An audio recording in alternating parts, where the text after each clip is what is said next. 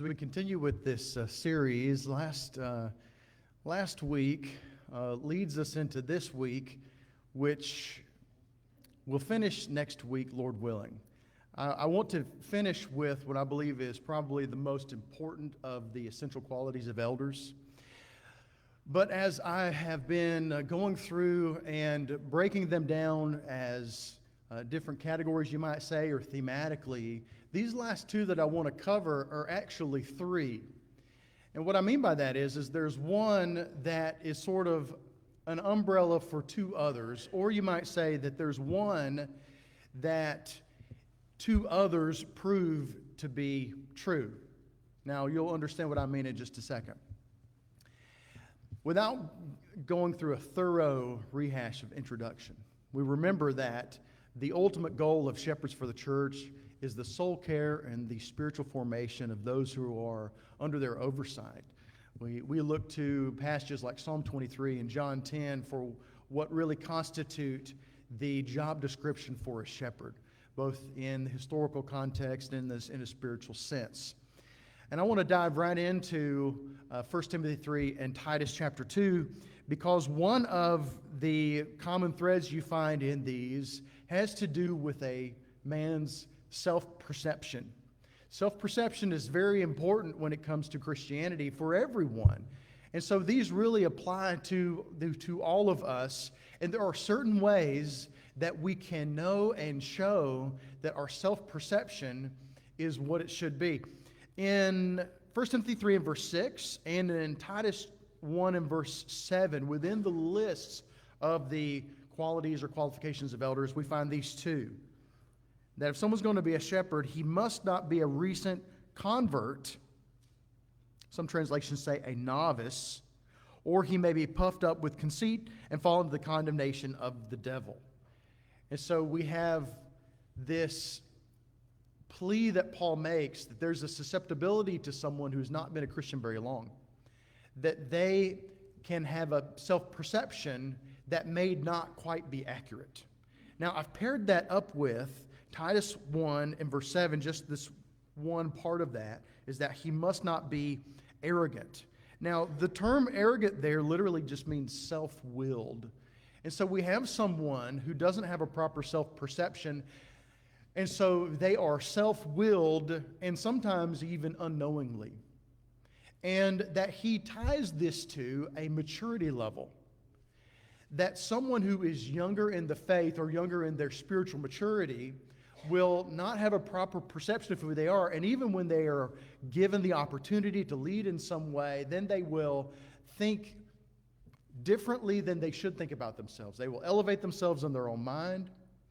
In the same way that King Saul, he was, when he was first brought on the scene, you remember he was hiding behind the equipment. They were trying to figure out where he was because he was kind of shy. And then at another point, when he began to disobey God, he was large or bigger in his own eyes. He had not grown in his spiritual maturity. He was no longer timid. He thought that he was all that. And so he was prideful. And so a few key words that really all go together are the idea of someone who is arrogant, or someone who's self-willed, or someone who is prideful, or someone who is conceited, and that these are tied to someone who is spiritually immature. Now, there are a couple of passages really that speak to this. 1 Corinthians 3, 1 and 2, Hebrews 5, 12 through 14. Paul says, "But I, brothers, could not address you as spiritual people, but as people of the flesh, as infants in Christ. I fed you with milk, not solid food, for you were not ready for it, and even now you are not ready for it." And so it's important that we can be discerning about how dangerous it can be to give responsibilities to people who are still fleshly or they're spiritually immature in the way that they think. Hebrews 5:12, "For though by this time you ought to be teachers, you need someone to teach you, again, the basic principles of the oracles of God. You need milk, not solid food, for everyone who lives on milk is unskilled in the word of righteousness since he is a child. But solid food is for the mature, for those who have their powers and discernment trained by constant practice to distinguish good from evil." Now, here's one of the simplest ways to understand what it means to be spiritually immature. And that's not an insult necessarily, because if someone is a new Christian, then they are growing in their faith. There are also some who maybe have been Christians for decades, and they too are spiritually mature. But they fall kind of under this same category, the same idea. And this is what you'll find, and this is one of the ways that you can know, and what's scary about this is that someone doesn't know this about themselves, and that is this. Someone who is a new Christian, or someone who is spiritually mature, they do not know what they do not know. They do not know what they do not know. They claim certain things. They assert that the Bible teaches certain things. They make certain decisions. They think that certain things should be done a certain way, and they are totally clueless that they don't know what they're talking about. They think they know what they're talking about, but they don't know what they're talking about. And it's not their responsibility to have responsibility not given to them. They may want to take it, but Paul says that it's the responsibility of those around them to be able to discern whether or not there's someone who doesn't know what they don't know. And it's even sometimes difficult to have a conversation with someone who thinks they know what they're talking about, but really they don't know what they don't know because they're simply not mature. Or if it's someone who's maybe been a Christian for a while, it's someone who has not taken the time to go under the wing of a more mature Christian and be mentored by someone. It's someone who is not diligent in their study and their meditation of God's Word. It's someone who is not really elevating those who are around them to think more spiritually and to think deeper and to meditate and to challenge people around them to be deeper in their thinking and to really work things out logically. God is logical. The Bible is logical. And there's sometimes where that thought process, taking a few steps to end in a conclusion that makes sense, is something that they just haven't found to be a priority. And for some, that's a choice that they perpetuate for decades, not centuries. And for some, though, it's just because they're young in the faith. Now, as for the other two that I want to cover, see, this is sort of an umbrella one. The question is, how do you know if someone is mature enough? That's a good question, right? How do you know that someone is not immature in the faith or that they don't know what they don't know? Well, there are two other qualifications or qualities of shepherds that actually answer the question. That when they have met these two, then we know that they actually know what they're talking about. That they're competent in this way. They're not spiritually immature. They don't have a false self-perception. They don't suffer from pride and from arrogance. They're not following after self-will. And those two are this: that they have a faithful and believing family, and that they are able to articulate and defend truth. And those are the last two qualities of shepherds that I'm going to look at. This morning I'm just going to look at very briefly and discuss, because there are nuances of this, trust me, of what does it mean that a man has a faithful family. And next week I'm going to look at what I think is probably the most important and most neglected. These two really are the most important, I believe. I believe it could be argued that these are the most important. But I think next week takes it to the next level. If someone is not able to both articulate and to defend truth, they have no business being an elder, because they have not taken the time to actually hash out and figure out why they believe what they believe, to the extent that they can instill in others why they believe what they believe. And that's difficult. But because that's lacking, there are many congregations that are falling for things that they shouldn't be falling for. And they don't know that they don't know it. because they have elders who don't know what they don't know. Okay. So this first one we find in 1 Timothy 3, 4, and 5, Titus 1, 6. Paul says he must manage his own household well, with all dignity, keeping his children submissive. For if someone does not know how to manage his own household, how will he care for God's church? And then in Titus 1:6 he says, and his children are believers and not open, his children are believers and not open to the charge of debauchery or insubordination. And the word for believers is the same word for they're faithful. And so what we're talking about is having a family that a father in the home as the spiritual leader has led them in such a way that they're following after the footsteps of Christ because the father has set the example. He has instilled in them what they need to know and how they need to act and think and not be rebellious against him or against their covenant to Christ. And that his whole family is an example of faithfulness, and they're all believers. All right. This is part 8, that he must have a faithful family. There's lots of different ways to think about this. But that's, I think, the most, or the best way to put it, is that they are simply faithful. They are faithful. It isn't that, well, all their children have become Christians, and so that's that. No, it's actually maybe a little more complicated than that.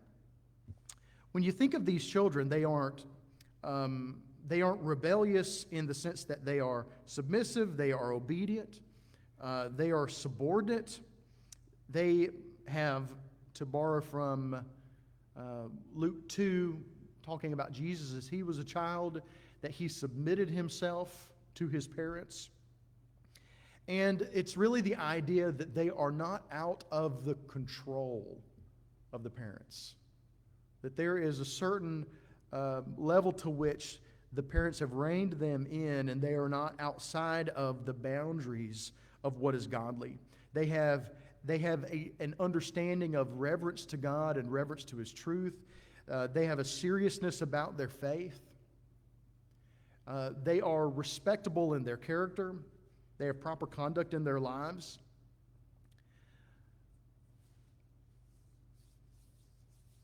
One of the things that I've been doing throughout all of these lessons is to look at the what and then to ask why, to understand, in essence, the spirit of the passage, the spirit of the text. And what Paul has done here is he has actually not just said the what, but he's actually said the why, which helps us to be able to grapple with the question, what does it mean to have a faithful family? Well, the why of the faithful family is what? He says what? For if someone does not know how to manage his own household, how will he care for God's church? Or how will he care for the household of God? And so, this idea is that someone must be proved or tested that they can actually care for people spiritually. The principle you find in Matthew 25, Luke 16:10, where, of course, the Lord will say, well done, good and faithful servant. You were faithful over a few things. I'll make you ruler over many things. And that's this idea is that, well, the home is a testing ground. One of the things I would also say when thinking about one of our earlier lessons about how one of the purposes of the shepherds is to know the sheep and them to be known, is that there's a connection here that not only must a shepherd have a wife, but they must also have a family. They must have a believing family, which means that they have been raised in such a way that they have good relationships with the children. And so you can make the connection here between the ability to form and to maintain relationships within a congregation with the testing ground of the family. Does a man have a good relationship that he has established and he maintains well with his wife and with his kids? Because if he can't even pull that off, then perhaps he's not going to be able to pull it off with a larger group of people. And so you can think of this as sort of a testing ground. The home is a testing ground of whether a man can actually do this on a bigger level. And so you think about that, the idea of someone who doesn't get along with those who are in their immediate household. And let that translate or extrapolate out to something bigger. Let that key you into how they are going to be able to, for lack of a better term, perform with a larger group of people. And so those who are able to do that well and to maintain healthy spiritual relationships on a small level are more likely to do it on a larger level. The home is really the training ground for Christian leaders. It is the place where young people are raised to think correctly. And by leader, I don't mean it's those who are aspiring to be in charge.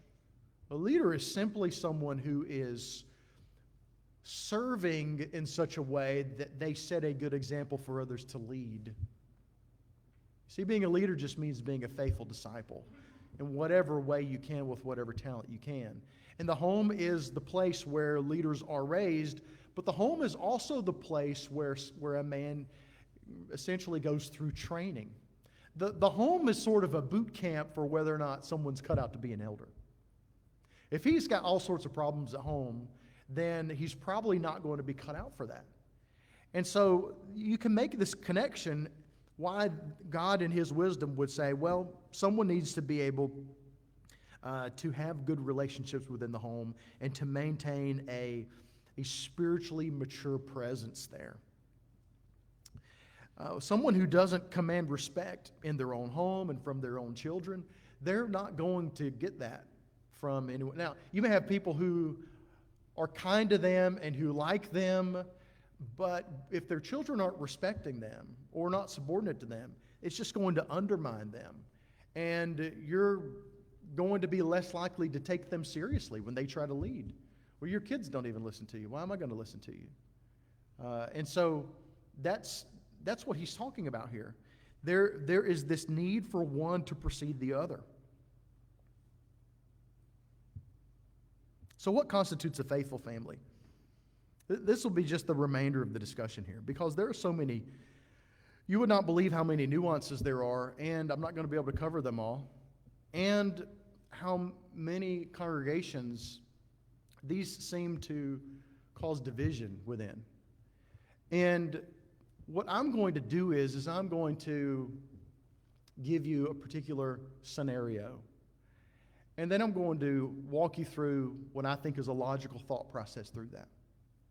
And what I want you to do is this, is because these are things that I've been meditating on and reasoning through for a long time. And I want this to make sense within the spirit of the passage, and that's really within the context of, does this either prove or not prove that this person is able to lead a larger group spiritually? I encourage you, if at any point in any of this, some of this has any illogic within it, or it doesn't seem to add up, or you have some sort of dispute among you, and that's really why these exist as controversies, then please come discuss it with me. This is something that I'm continuing to work through, and in fact, it's something that I help other congregations work through. I've been in contact with many around the brotherhood who run into particular scenarios, and they're trying to figure out what the best thing to do is.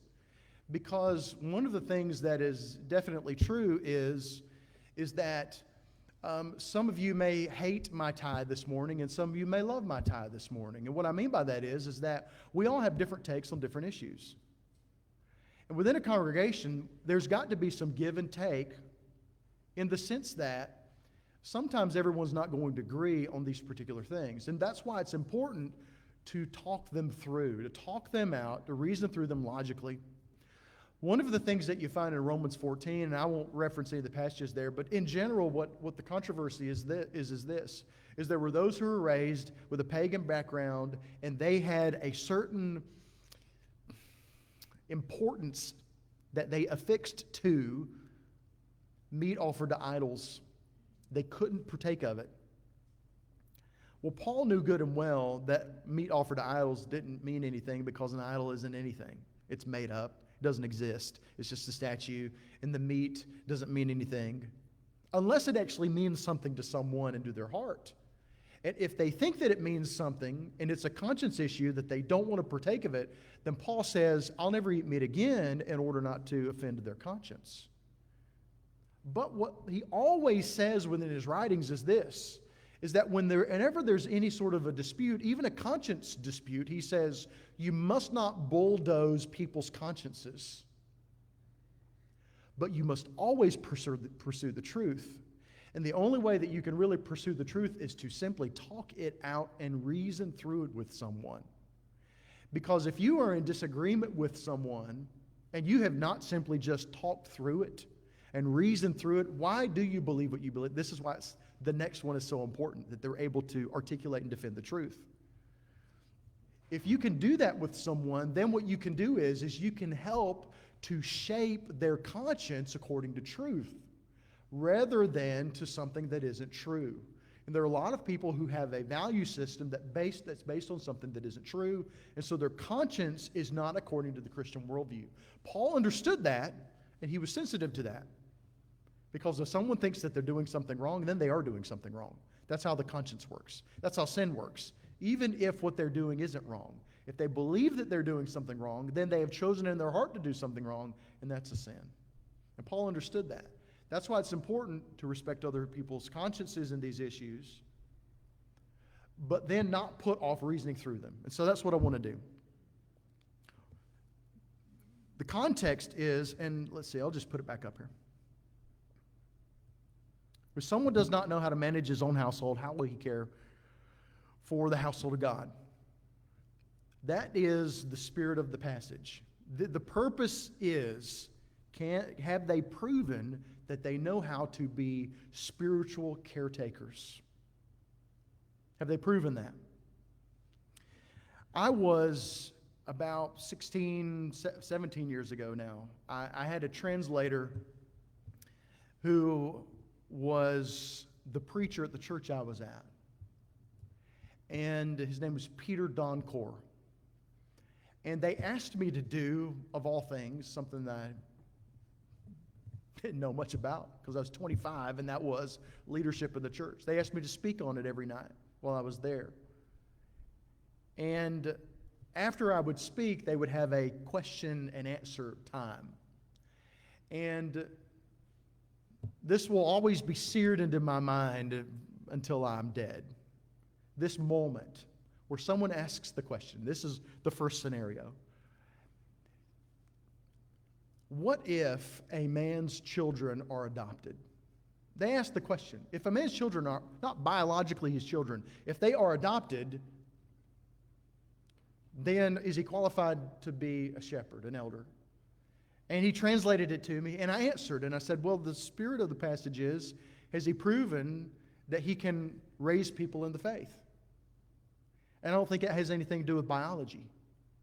And so the spirit of the passage would dictate that it doesn't matter if it's actually his own children biologically. If he's adopted them, raised them, then he has satisfied what Paul specifies as the why of this qualification. Peter looked at me. Well, I think he translated my answer. And somewhere in there, he looked at me and he said, they're talking about me. I have an adopted daughter. And she's a Christian. And I would like to be an elder here. And he was a good man. He would have been a good elder. But there were those there who said, well, it's not really your child. And so you don't really have children. Which means, and you could tell the look on his face, he was brokenhearted about it. And that seems to be obvious, but there are some people that get hung up on things that are like that, when you have to let the spirit of the passage answer it. And the answer is, well, it doesn't matter if it's biologically yours or not. You have raised them in the faith, they are faithful, then that shows you're able to do that. There are some who would say that because Paul uses the plural of children, you must have believing children, that you must have more than one child, which some people get hung up on that. But if I were to ask you, Do you have children and you only have one child? You wouldn't say, I don't have children. You would say, oh, I have Joey or whatever, right? And you have one child. And so this stipulation of only one child, to me, that seems to be not following after what is the spirit of the passage. Now, I would tell you this, and we're going to, as we get into some of these that are, you might say, a little more nuanced, is this, that it may be more difficult to see if they are able to fulfill this with only one child, but not impossible. Well, you'll understand what I mean as we go through. What if some children are too young to be Christians? And what I mean by that is, what if a man has, let's say you go back to ancient times, let's say they got 12 kids, right? And their oldest child is 30. And 6 of their children are Christians. And 6 of them are too young to really understand and to obey the truth. Well, what does the spirit of the passage tell us? Are they able and equipped to be able to raise people in the faith? Or do the 6 that are too young to understand, do they disqualify them? That is a controversy that I've been discussing with a few people right now in one of our sister congregations a few states away. That's actually causing division in the church. And so let's talk this out just a little bit more. Let's say that a man let's say he has 4 kids, and the youngest child is 18. And what if let's say he's been an elder for a few years, right? And let's say there's a surprise child. This happens all the time, right? And there's a newborn child. Does the newborn child disqualify him all of a sudden from being an elder because, well, not all of his children are believing? That's how close some people will hold to the specificity of this passage in such a way that they're not respecting the spirit of the passage. Has his ability to raise 4 children as Christians proven whether or not he is able to be a spiritual overseer of the church? Well, yes, it has. Does a new child make him ineligible? Well, if we don't know why, if we can't understand that, then perhaps. But if we already know that he meets that, then it becomes a moot point. But there are some who are actually dividing the church over that one, as strange as that may seem. I would even say this, though.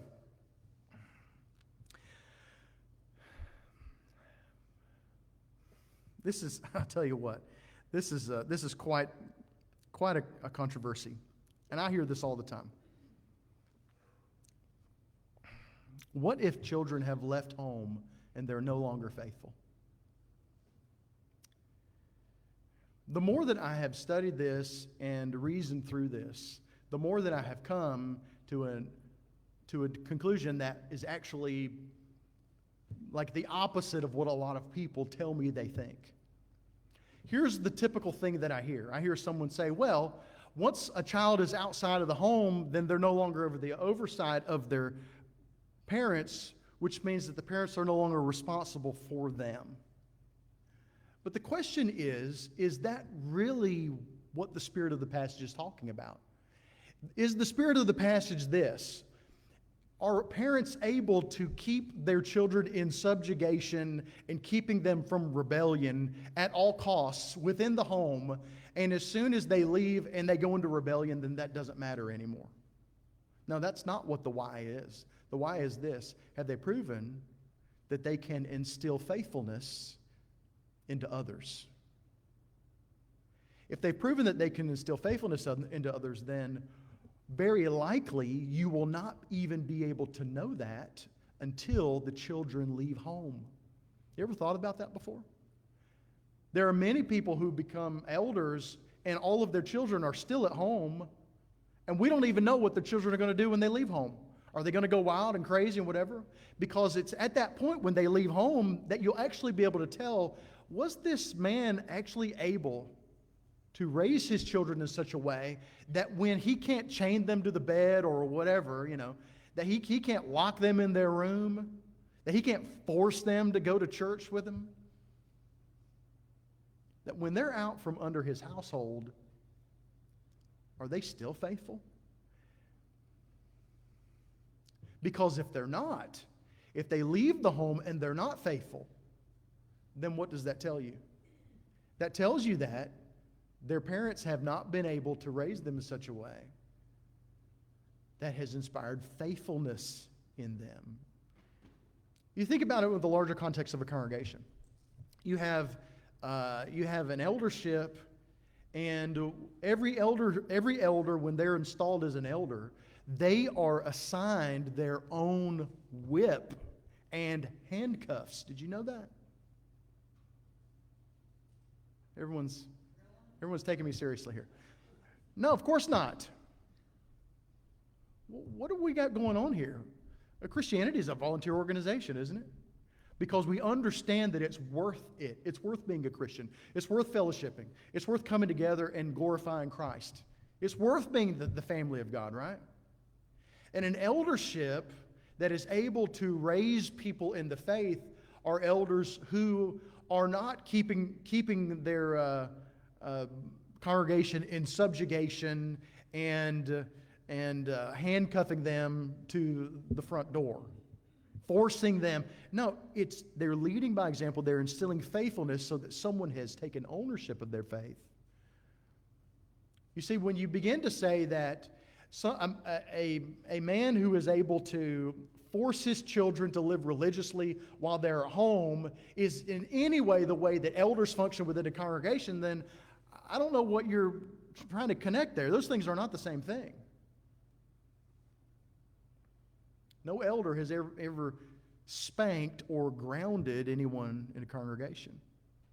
Now, certainly, to a certain extent, in the last resort, there will be a withdrawing a fellowship from someone, but we're not talking about that. We're not saying we're forcing you to do this. No, it's always volunteer. And so, really, the only way to see if someone has the ability, the character, to instill that in someone, the only way you can really know is after their children have left home. Now, I know that's not very popular with some people, because then they say, well, how can you hold that against that? Well, because the spirit of the passage is, do we know whether or not this person is able to raise faithful people? Because if they're able to raise people who can act religious until they leave home, then that's not what we're talking about. We're talking about men in a congregation who are able to raise people in faithfulness so that when they die, those people are still faithful. That's what we're talking about. All right, now where was I?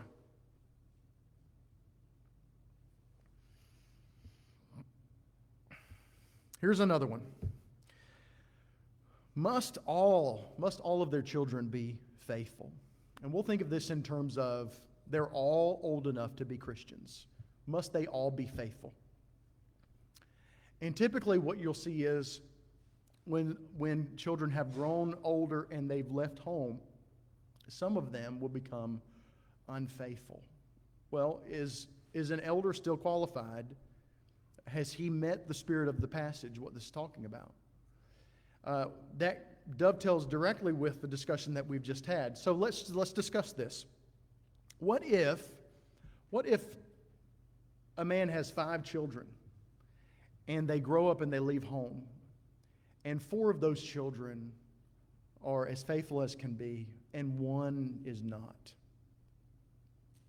Has he shown that he can raise people to be faithful? What does the one who is not faithful, does it disprove that he knows how to do that? That's an interesting question, isn't it? To which I would say, well, I don't think that it disproves that. On the other hand, let's say he has 5 children and 4 of them are unfaithful and only 1 is faithful. That's when I would say, well, that's the one that beat the odds and was faithful despite not being raised right. And there are people who live that way. They're very rare. People who are raised by those who don't know how to raise them to be faithful, and they actually end up growing up to be faithful because they understand the truth and they've made their faithfulness their own. Now, from congregation to congregation, this is going to be a difficult thing because there are some people who are going to say, well, it says that all the children have to be faithful, and I understand that. The spirit of the passage would show us that it's someone who is able to raise those who are faithful. Now, I would ask you this. Within a congregation, are there those within a congregation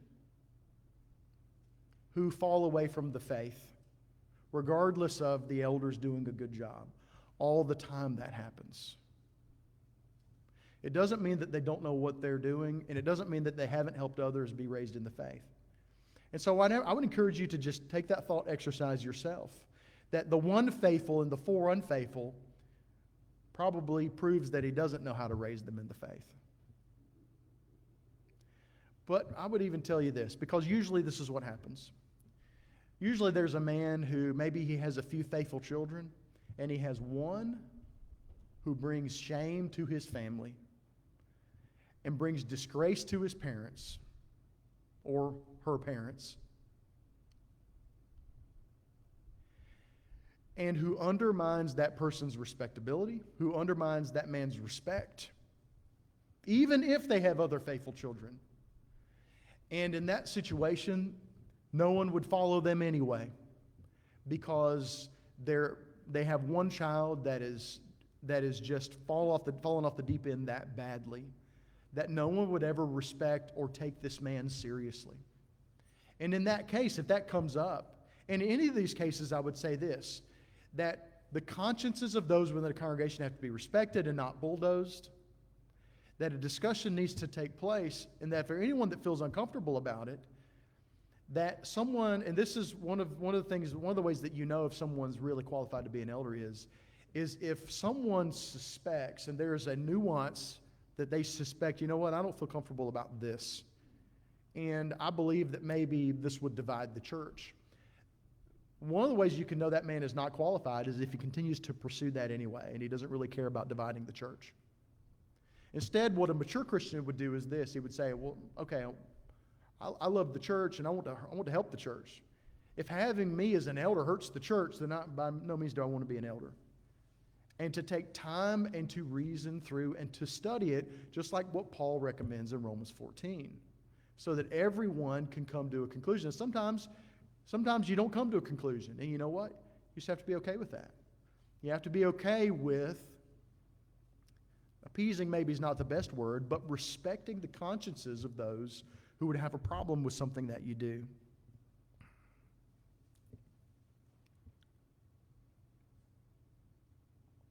Often I see children of good men whose lifestyles are horrible. There are young people that I see sometimes whose fathers would be elders, but because of the behavior of those children, their father will never be an elder because their lifestyle is ungodly and despicable and irreverent, and they don't take their spirituality seriously, and they undermine the respectability and the leadership of their father. And I mentioned this maybe a few lessons ago. I want to go up to some of them and just grab them by the ear and say, do you understand what your actions have ramifications that are greater than just you and your life? You spoiled, self-centered, and that you want to say that to people, right? Because they don't understand how much they're hurting their family and undermining the church. But as I began to think about that, what I began to realize was this. If there is a young person who I would want to go and to speak to in that way, because their lifestyle is the way that it is, then their life has already proven that their father doesn't know how to raise them to be faithful. As sadly as that is, and they could repent, but would they have repented because their father encouraged them to repent and challenged them to repent and challenged them to be faithful? Probably not. That's a sad situation. We find that a lot. A lot of good men who would have been elders but they have, for lack of a better term, they have kids who are no good. They are no good, and they undermine the future of the church, the future of a particular congregation.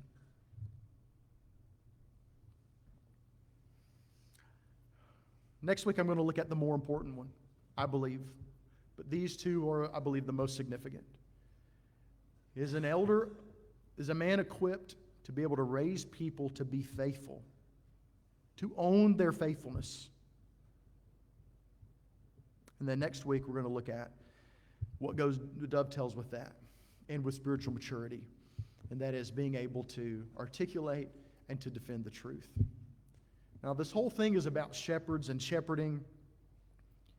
And this lesson is about proving whether someone is able to take care of others.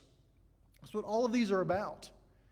And we have a shepherd who has proven that he is able to take care of us. If you have not committed yourself or given yourself into the care of the Good Shepherd, if you haven't become a Christian, you can become a Christian today. He wants to take care of you. He has proven himself and modeled. He's set a model in place for us, for elders in the church, that show us that he will take care of us if we will just commit to him. He is able to transform us, save us, because he has sacrificed himself for us, the sheep. If we will believe that he actually did shed his blood for us, if we will commit ourselves to him and to his care, that's what repentance is to give up on self-will and to commit ourselves to his will. If we will actually elevate him on the throne of our minds and confess him as Lord, if we be united with his blood, with his death and his resurrection and baptism, if you need to be baptized into Christ, have your sins washed away, you can do that today. The Good Shepherd is calling. He's calling for you. And there are so many of us who do so many things to step out of the place where he can take care of us. And he wants you to come back if you need to. Randy has a song of encouragement to come back to his care if you need to. So if there's anybody that needs to do that right now, let's stand and sing, and please come.